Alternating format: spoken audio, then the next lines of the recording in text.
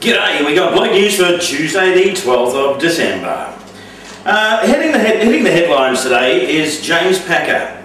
I'm going to put this into context. His old man died almost 12 months ago to the day. But anyway, he's just been on a bit of a spending splurge. You might call it buying himself some Christmas presents. Now, wouldn't you like to have this sort of dough? A luxury apartment in London, $38 million. A new private aircraft, $60 million. And a new yacht, $50 million. That is a hell of a lot of money for some really cool toys. Basically, all I can say is I'm jealous. Also hitting the headlines, Bradley John Murdoch. Here's the guy accused of the outback killing, a bloke by the name of Peter Falconio. They've never actually found his body, I don't think, either. But anyway, he was convicted of his murder, I think it was earlier this year, sometime, I don't know. And yeah, he's going to appeal today, appeal the, well, not death penalty, but the life sentence that he got for that little crime. And this guy just looks evil. He just looks like one bad egg. So, even if he's not guilty of that, he's guilty of other stuff. And in sort of crap news, a couple of ambulance drivers attended an accident down at the beach yesterday. Sorry, not yesterday, Sunday. And a couple of people decided to drive through the ambulance and pinch some stuff, like their communications radio and all that sort of stuff.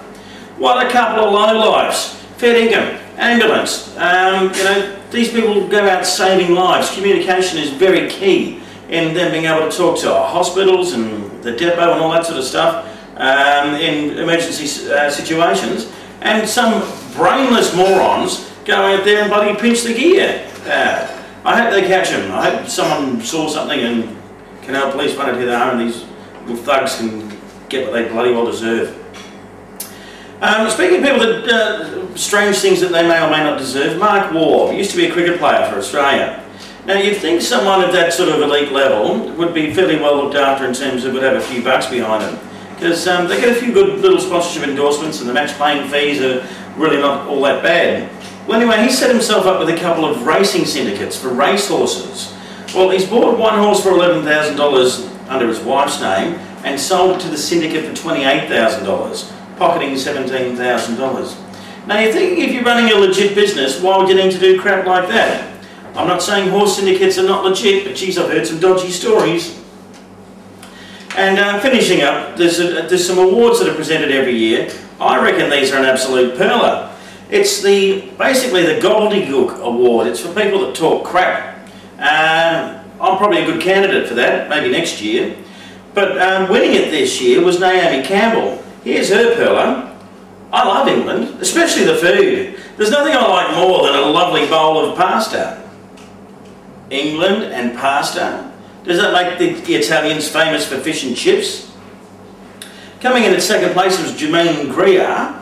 Not for her comments about Steve Irwin after he died, which I thought was a bit gutless anyway. Why couldn't you do that sort of stuff when people are alive?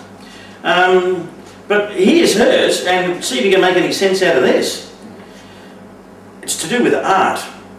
The first attribute of the art object is that it creates a discontinuity between itself and the unsynthesized manifold. WTF? Where does she get off saying things like that? And George Bush can't go without a mention. His entry for this year was, "One has a strong hand when there's more people playing your same cards." I'm Dave, confused for Bloke News.